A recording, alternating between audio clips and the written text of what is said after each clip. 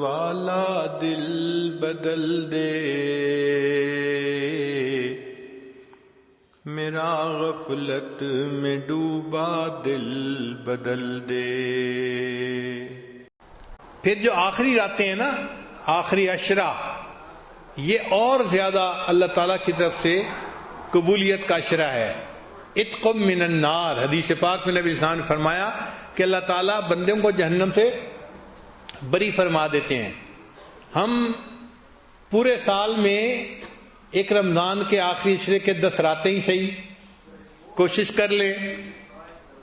اب کوئی کہے گا جی کہ مجھ سے تو 10 راتیں نہیں جاگا جاتا، چلو بھائی 10 راتوں کی بجائے طاق راتیں 5 راتیں ہی صحیح۔ اب اللہ کو پانے کے لیے پورے سال میں صرف 5 راتیں ہیں، اور فرمایا کہ دیکھو وہ جو 5 راتیں ہیں نا، ان میں سے ایک رات ہے جس کو ہم نے لیلۃ القدر بنا دیا۔ انا انزلناہ فی لیلۃ القدر وما ادراک ما لیلۃ القدر، لیلۃ القدر خیر من الف شہر۔ وہ جو لیلۃ القدر ہے 1000 مہینوں کی عبادت سے بہتر ہے۔ 1000 مہینوں کو اگر آپ جمع کریں کہ 12 مہینے کا 1 سال، تو یہ 80 سال سے زیادہ کی عبادت بنتی ہے۔ اور عجیب بات کہ اس امت کی عمریں 80 سال کم و بیش ہوں گی، بین 70 و 60، 60-70 کے درمیان۔ تو گویا اللہ تعالیٰ یہ فرمانا چاہتے ہیں کہ ہم اس رات میں بندے کی پوری زندگی کے گناہوں کو معاف فرما دیتے ہیں۔ تو ایک رات میں پوری زندگی کے گناہ معاف، یہ بھی اللہ تعالیٰ کی کتنی مہربانی ہے۔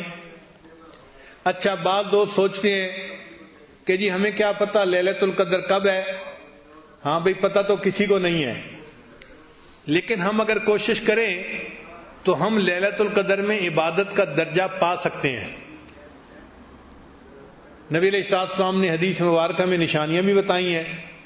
وہ ایسی رات ہے جبریل علیہ السلام فرشتوں کو لے کر نازل ہوتے ہیں، گلیوں کے موڑ کے اوپر جھنڈے لگا دیے جاتے ہیں، رحمتیں نازل ہوتی ہیں، اور یہ فرشتے دعا مانگنے والوں کی دعاؤں پر آمین کہتے ہیں، ان سے مصافحہ کرتے ہیں۔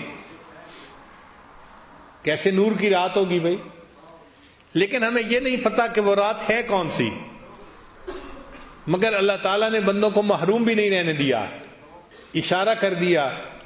ہم لوگ اسکول میں جب پڑھتے تھے نا، تو جب امتحان قریب آتے تھے تو اپنے ٹیچرز کے پاس جاتے تھے کہ سر ذرا اس پیپر کا گیس لگا دیں۔ اب گیس کیا ہوتا ہے کہ وہ اندازہ لگا دیتے ہیں کہ کون سا کویسچن آئے گا، کیونکہ ان کا تجربہ ہوتا ہے، تو واقعی ان کے گیس بڑے کامیاب ہوتے ہیں۔ خاص طور پہ ہمارے کچھ قریبی دوست ہیں، سارا سال دفتروں میں کام کرتے ہیں، اور جب وفاق کا امتحان ہوتا ہے تو 1-2 ہفتے پہلے ہمارے جامعہ میں آ جاتے ہیں، اور وہاں کے اساتذہ سے وہ گیس لگواتے ہیں کہ کون کون سے سوال آئیں گے، اور ان کو کہتے ہیں کہ ہمیں ان کی تیاری کر دو، اور اللہ کی شان کہ وہ تیاری کر کے امتحان دیتے ہیں، جو جدن پاس ہو جاتے ہیں۔ تو یہ گیس کئی دفعہ بڑے کام آتے ہیں۔ تو اللہ تعالیٰ نے بندوں کو کھلا تو نہیں بتایا کہ کون سی رات لیلۃ القدر ہے، اس لیے کہ جستجو رہنی چاہیے، آگے بڑھنے کی خواہش رہنی چاہیے۔ اگر بتا دیتے تو لوگ سارا سال آرام سے سوئے رہتے، اور جی لیلۃ القدر آئے گی بس اس رات پہ عبادت کر لیں گے۔ تو اللہ تعالیٰ نے چاہا کہ میرے بندے جستجو میں تو لگے رہے، مگر ایک اشارہ کر دیا۔ وہ اشارہ کیا کیا؟ فرمایا کہ تنزل الملائکۃ والروح فیہا بإذن ربہم من کل امر سلام۔ وہ جو رات ہوتی ہے اس میں سلامتی نازل ہوتی ہے، رحمتیں نازل ہوتی ہیں، برکتیں نازل ہوتی ہیں۔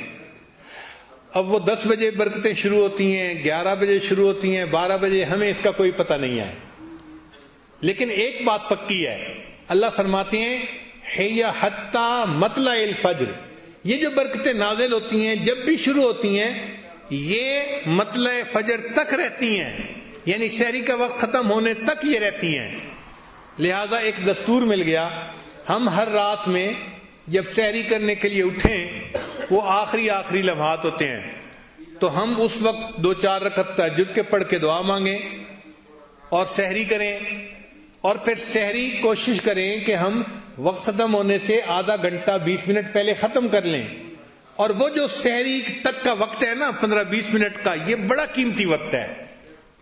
اگر ہم نے رمضان کی ہر رات میں ان 15-20 منٹ میں دعا مانگی تو کوئی نہ کوئی رات تو ہوگی نا کہ جو لیلۃ القدر کی ہوگی، اور وہ لیلۃ القدر کی جو ہے برکتیں سحری کے وقت تک رہیں گی. تو ہمیں گویا لیلۃ القدر میں دعا مانگنے کا اور عبادت مانگنے کا ثواب مل جائے گا. تو اس طرح سے ہم لیلۃ القدر میں ثواب حاصل کر سکتے ہیں آسانی کے ساتھ. تو سحری اور افطاری کے یہ دو اوقات بڑے قیمتی ہوتے ہیں. اس وقت میں اللہ سے دعائیں مانگیں اور اپنی ساری پریشانیوں کو آپ اللہ کے سامنے پیش کریں، سب مصیبتوں کو اللہ کے سامنے پیش کریں. اللہ تعالیٰ مغیر الاحوال ہیں، وہ ساری پریشانیوں کو ختم بھی کر دیں گے، سب مصیبتوں سے نجات بھی عطا فرما دیں گے.